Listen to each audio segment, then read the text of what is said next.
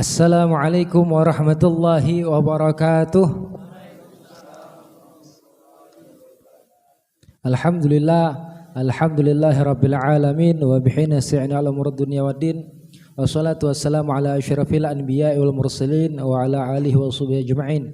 Rabbana la ilma lana illa ma 'allamtana innaka antal alimul hakim. Rabbi shrah li sadri wa yassir li amri wahlul 'uqdatam min lisani yafqahu qawli wa syaddid lisani wa hadi qalbi wa la haula wa la quwwata illa billahil aliyyil azim amma ba'du.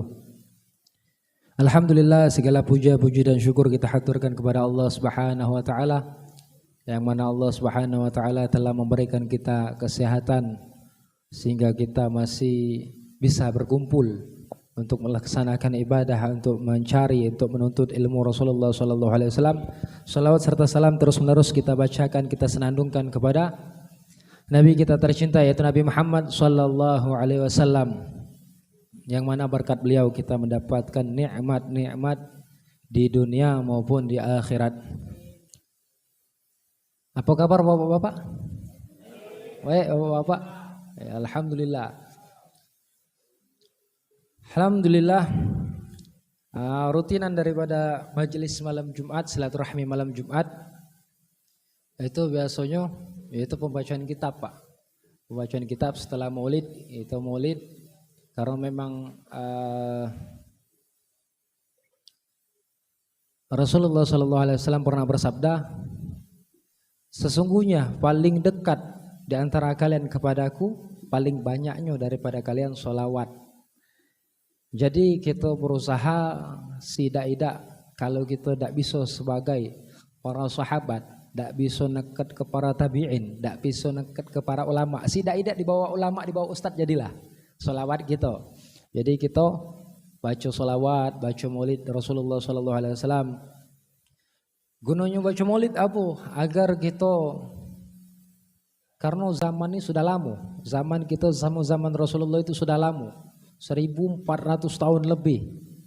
Kita baca maulid guna untuk mengulang-ulang, mengingat-ingat daripada mukjizat lahirnya Rasulullah SAW. Ketika Rasulullah SAW lahir, apa yang terjadi? Dijelaskan di dalam kitab Maulid Sibtu Duror, dijelaskan bahwasannya ketika beliau lahir, maka padam api nar apa Faris. Jadi ada wong Majusi itu di Faris, itu wong Majusi nyembah api, yang mana api itu selama ribuan tahun tidak pernah mati. Tapi ketika Rasulullah SAW lahir, mati. Begitu juga berhala-berhala yang ada di Ka'bah. Berhala-berhala yang ada di Ka'bah, dulu kan Ka'bah sebelum zaman Nabi Muhammad SAW, itu banyak yang namanya berhala. Berhala itu patung.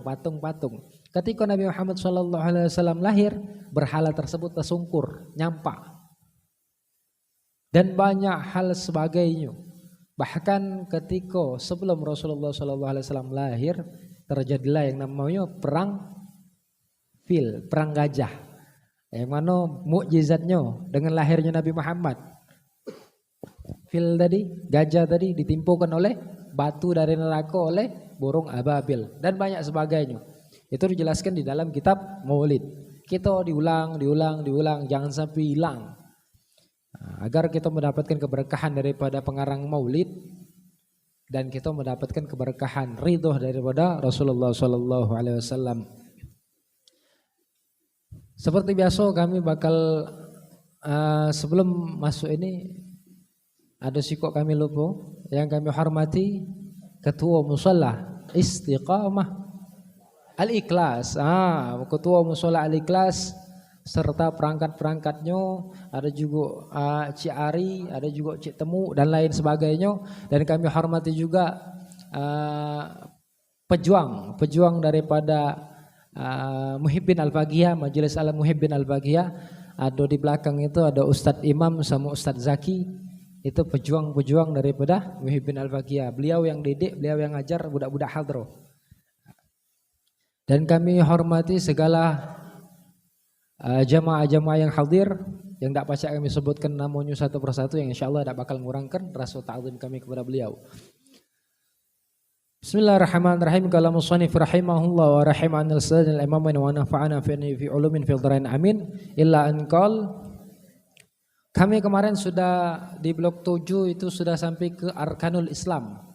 Arkanul Islam khamsatun, asyhadu an la ilaha illallah anna Muhammadar Rasulullah, wa tsani iqamus shalah, wa tsalis ita'uz zakah, wa rabi' shaumur ramadan, wal khamis hajjul baiti lil mustati'i. Jadi kami kemarin sudah bahas, sudah nyampe ke pembahasan rukun Islam ada 5. Rukun Islam ada 5, yang pertama syahadat. Yang kedua salat. Yang ketiga membayar zakat. Yang keempat naik haji. Sebelum 4 itu sebelum naik haji puasa. Yang kelima naik haji bagi yang mampu. Nah, sekarang pembahasan agak mendetail sedikit daripada rukun Islam yang pertama. Tidak bosan-bosan kami ulangi, rukun ataupun arkan ataupun tiang itu hampir sama dengan rukun dengan tiangnya masjid ini, dengan tiangnya blok rumah susun. Yang mana jikalau tiang tersebut kurang siko, lalamu roboh rumah susun. Seandainya perhitungan dari arsitek harus ada 20 penjaga tiang paku bumi, kurang siko, lupa masang siko, lalamu hancur. Begitu juga musola ini.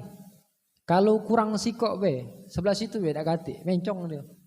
Ataupun tak usah kita musola, begitu besar kita bikin musola, kita bikin saung Kita bikin saung. Saung itu apa? Depokan. Jadi ada tiang atap, sudah itu lantai tiang atap. Itu kan ada tiang minimal ada 4. Minimal ada 4 tiang. Kurang sikok tiang. Bakal rubuh itu bangunan. Seperti itu juga rukun Islam. Kalau kurang sikok maka hancur Islam seseorang. Tidak sempurna Islam yang seseorang. Tidak bisa dinamakan Islam yang sempurna apabila daripada rukun Islam ini tidak kita jalankan. Nah, yang pertama syahadat. Syahadat apa? Syahadat mahuma syahadata ini. Nah, di dalam kitab dijelaskan dengan tanya jawab soal mahuma syahadata ini, apa itu 2 kalimat syahadat? Syahadatani huma asyhadu alla ilaha illallah wa asyhadu anna Muhammadar Rasulullah. Adapun 2 kalimat syahadat, kalau kita ini kan ini simple sebenarnya, ini pembahasan yang dipakai di madrasah-madrasatul ula yang bawa-bawa. Nah, jadi ditanya 2 kalimat syahadat itu cak mano? Ucapannya cak mano? Karena syahadat itu bukan cuma syahadat yang kita pahami. Jadi syahadat itu adalah sebuah kalimat kesaksian. Kalau kita nak ngomong aku nyingok Zaid atau aku menyaksikan si Zaid, bisa juga dengan kata syahidtu Zaidan dan lain sebagainya, bisa. Nah, karena itu didetailkan apa syahadat, 2 kalimat syahadat ini apa? Nah, syahadatani huma asyhadu alla ilaha illallah wa asyhadu anna Muhammadar Rasulullah. Artinya apa? Aku bersaksi bahwasannya tiada Tuhan selain Allah dan bahwasannya Nabi Muhammad, aku bersaksi Nabi Muhammad adalah utusannya Allah. Di dalam makna 2 kalimat syahadat ini itu menentukan seseorang, keislaman seseorang. Ini kunci utama sebenarnya.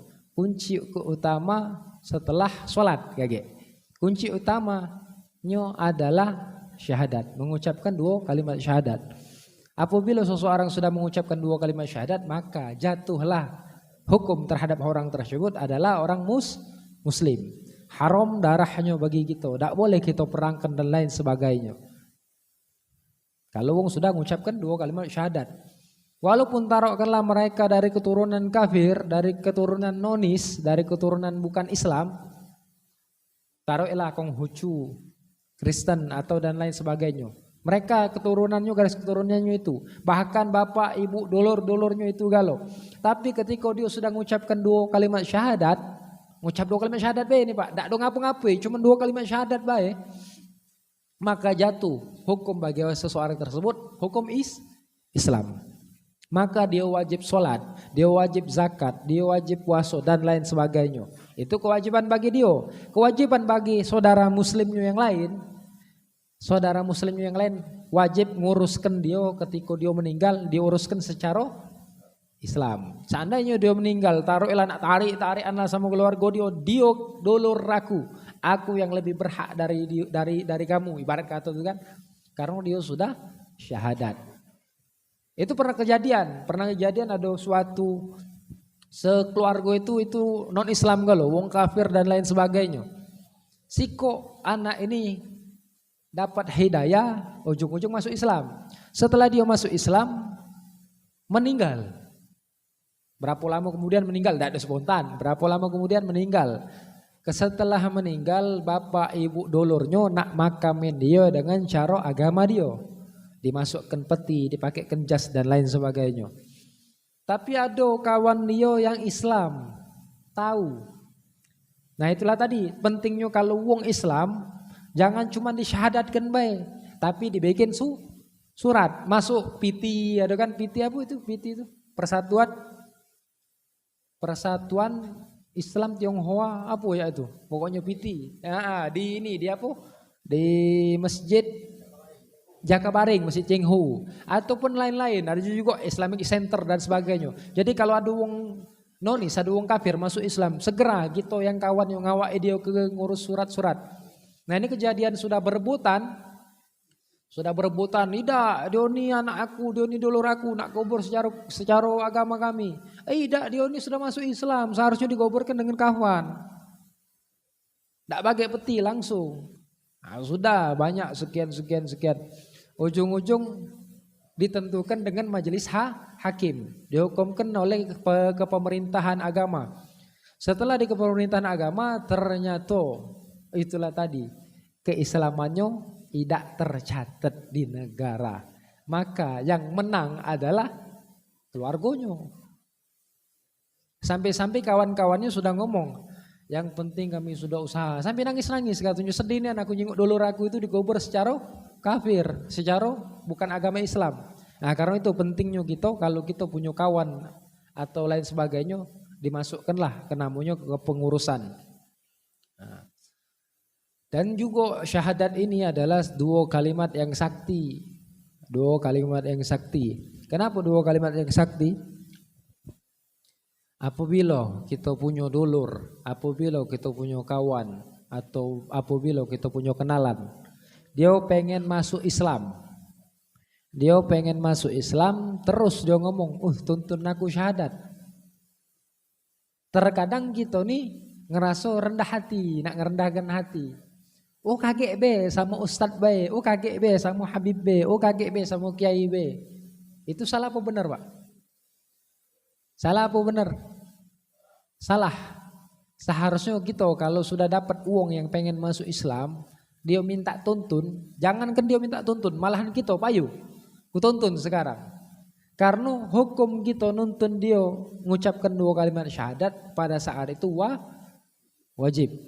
Kenapa wajib? Yang ditakutkan ketika kawan gitu, dulur gitu atau kenalan gitu ini nak mengucapkan dua kalimat syahadat, kita tunda dengan ngomong KGB dengan Habib B lebih berkah, KGB dengan Ustadz B lebih berkah, lebih afdol.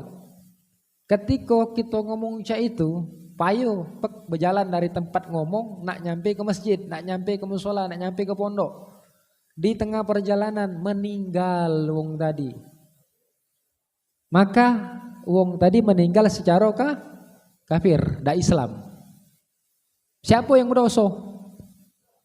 Kita menunda keislaman seseorang. Maka wajib gitu. Kalau ada yang nak masuk Islam, jangan takut. Aku ni tak solatan wongnya ni, aku ni tak do ini, aku ni tak do ini. Jangan banyak alasan. Kalau sudah mengucapkan dua kalimat syahadat, kita tuntun. Karena pahalanya nuntun wong masuk Islam, pahalanya masukkan wong ke dalam agama Islam itu sangat luar biasa. Setelah kita masukkan ke wong ke dalam Islam, dia sholat, dia puasa, dia zakat, dia lain-lain, kita dapat pahala kiriman. Itu lemaknya.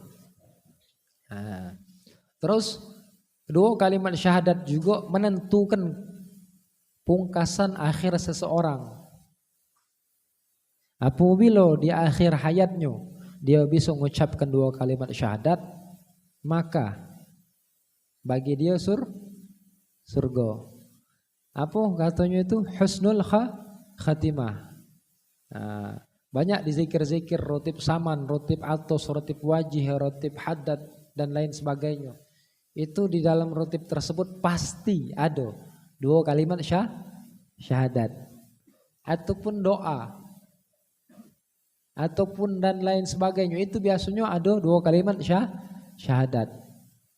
Dan di dalam sholat kita ucapkan 2 kalimat syahadat tersebut di tahiyat. Karena kalimat ini sakti. Kalimat ini 2 kalimat syahadat ini sudah berada di dalam surga sebelum terciptanya Nabi Adam alaihissalam. Sebelum Nabi Adam diciptakan sudah tercipta, sudah tertulis, termaktub di dalam surga La ilaha illallah Muhammadur Rasulullah. Apa di dalam surah Al-An'am ada? Apa ismuhu maktubun apa fil jannah apa pokoknya.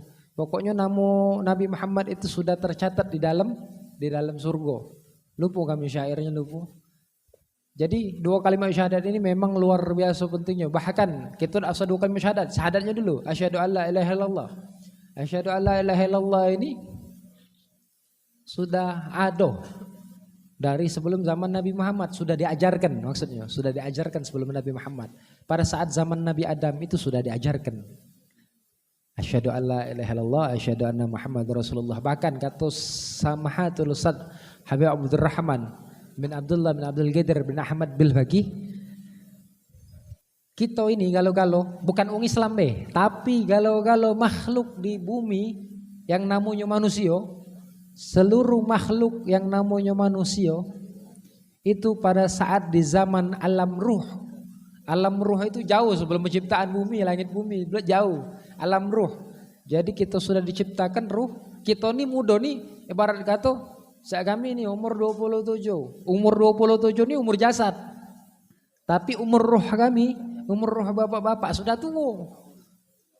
Bahkan saking tuanya umur roh kita nih, kata sama Habib Abdurrahman, roh kita nih sudah pernah bertemu kepada Rasulullah, sudah pernah bertemu kepada aulia Allah, Habib Umar bin Hafiz, Habib Habib Abdullah Bilfaqih, Habib Abdul Qadir bin Ahmad Bilfaqih. Siapa lagi? Habib Syukri, Habib Mahdi dan lain sebagainya. Kita sudah duduk sama-sama di alam roh. Kita duduk sama-sama, bahkan yang lebih hebatnya lagi. Roh kita ini sudah pernah menyaksikan Allah. Nah ini kata sama Nabi Abdurrahman, jangan dipikirkan cak manu kita, cara kita melihat Allah. Apa kita cak nyingok cak ini? Bukan. Jadi apapun yang terlintas di hati seseorang manusia, terlintas di pikirannya, maka Allah bukan seperti itu. Kalau kita mikir Allah itu duduk di arsh yang khazanah mewah, bukan. Itu makhluk. Apa yang bisa diciptakan oleh pikiran kita, itu baru. Hudus, baru tercipta. Adapun baru tercipta contohnya, kalau wong nak tahu, ini kan asyhadu alla ilaha illallah anna Muhammadar Rasulullah, aku bersaksi tiada Tuhan. Ada beberapa wong yang tidak meyakinkan adanya Tuhan. Ada beberapa golongan yang tidak meyakinkan adanya Tuhan, yaitu kaum ateis. Cak mana itu? Kita juga nak diomongi dak do nyingok Tuhan secara langsung, dak do nyingok Allah secara langsung. Cak mana cara kita menyaksikan Tuhan? Cara kita meyakinkan adanya Tuhan. Kita jingok dengan ciptaannya. Kita tidak usah jauh-jauh. Kalau ngembek contoh simple.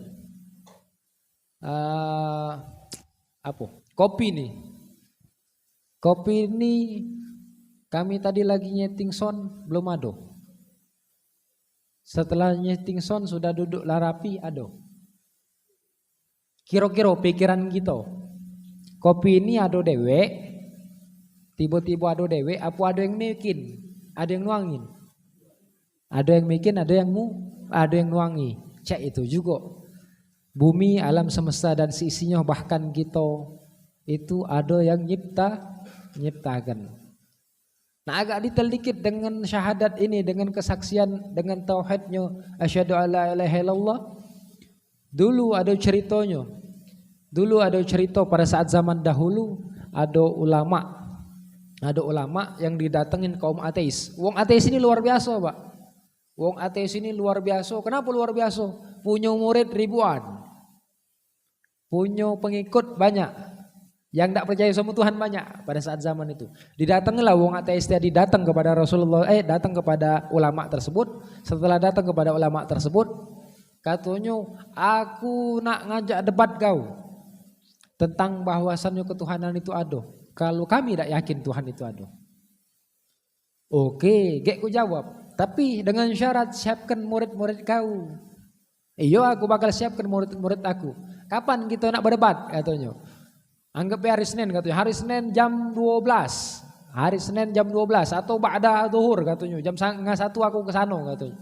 1:30 aku ke sana. Siapilah umat-umat kau, siapilah pengikut kau. Oke, kata kaum wong Yahudi tadi. Datang hari Senin, ketika datang hari Senin, kapan dijingok? Jam 1. Tadi 1:30, jam 1 belum datang Ustadz ini. Lewat lagi jam 1:05, jam 1:10. Ustadz model apa? Model ngadal 5 ini katanya. Ketika datang Ustadz tadi, taruhlah Ustadz tadi datang jam 2, 2:30. 2:30 baru datang. Kapan 2:30 baru datang? Ustadz macam apa ini katanya. Ustadz ngibulin katanya. Katanya bakal tepat katanya. Bakal tepat. Berani jamin bakal tepat datang jam sekian. Tapi sekarang 2:30 baru datang katanya. Mana nak ngibuli katanya Ustadz yang pembawa agama beja ini katanya, apalagi agamanya ujinya itu kan. Maaf nih anakku, aku bukan tidak tepat janji katanya. Aku dari jam 12 belum 11:30 itu aku lah berjalan. Dari jam 11:30 jam 12 itu aku lah jalan. Aku lah di jalan nak ke sini. Terus kenapa jam sekarang baru nyampe? Katanya ketika aku di jalan sungai yang biasa kita lewati jembatannya roboh. Jembatannya roboh, itulah aku telat. Nah, terus kalau jembatan roboh ngapa kau pacak nyampe sini nak mudik kan ya engkau nih. Katanya sampai masih nak cek itulah wong Yahudi. Dia omongilah, bukan aku mudik kan. Ketika jembatan roboh, aku bingung, tercogok, terduduk katanya di pinggir sungai itu. Mano aku nih sudah janji sama kamu, tak pacak nepati katanya. Ku tunggu pohon roboh ujinya. Kapan pohon roboh? Belah dewek pohon tuh ujung-ujung jadi kapal katanya. Aku kesini katanya pakai kapal itu. Nah nak ngolah ke nak ngotak ke. Mana ada kapal pacak jadi dewek. Nah itu kataku ngotak ke. Mada alam yang sebesar ini itu yang kecil be kata kau mudikan. Harus ada yang bikin, tidak mungkin kata yang bikin. Apalagi alam semesta ini. Yang sebesar mak ini, yang banyak uangnya. Mak dak kata yang muat, mak dak kata yang ngatur. Terdiam, termalu dia di sisi jamaahnya. Dan ujung-ujung dari perkara itu banyaklah uang pada saat zaman tersebut masuk kepada Islam. Karena mustahil segi kecil baik itu kapal jadi dewek. Mustahil, apalagi alam semesta, apalagi bumi, langit dan seisinya. Mustahil jadi dewek kalau tidak kata yang menciptakan. Wa asyhadu anna Muhammadar Rasulullah, dan kami dan aku bersaksi bahwasannya Nabi Muhammad adalah utusan Allah. Nah, ini menyaksikan atau bersaksi bahwasannya Nabi Muhammad adalah Rasulnya Allah, bersaksi di sini dengan cara kita mentaatkan apa-apa yang sudah diperintah oleh Rasulullah, menjalankan apa yang sudah diperintah oleh Rasulullah dan menjauhi apa-apa yang dilarang oleh Rasulullah. Nah, hakikatnya Allah Subhanahu wa taala yang memerintah, Allah Subhanahu wa taala yang melarang, tapi melalui Rasulullah SAW dengan di dalam Al-Quranul Karim. Dan banyak juga sunnah-sunnah yang diperintahkan oleh Nabi untuk dikerjakan supaya dapat pahala tambahan. Dan ada juga hal-hal makruh yang disuruh Nabi hindarkan agar kita menghindarkan hal tersebut biar kita dapat pahala. Nah, dari situlah kita mengakui bahwasannya Nabi Muhammad adalah utusannya Allah Subhanahu wa taala. Kita membenarkan apa yang keluar dari Rasulullah SAW, kita benarkan hal tersebut. Nah, mungkin ini yang dapat Al-Fakir sampaikan, kurang dan lebihnya Al-Fakir minta maaf kepada Allah, mohon ampun. Wabillahi taufiq wal hidayah wa ridwal inayah. Wassalamualaikum warahmatullahi wabarakatuh.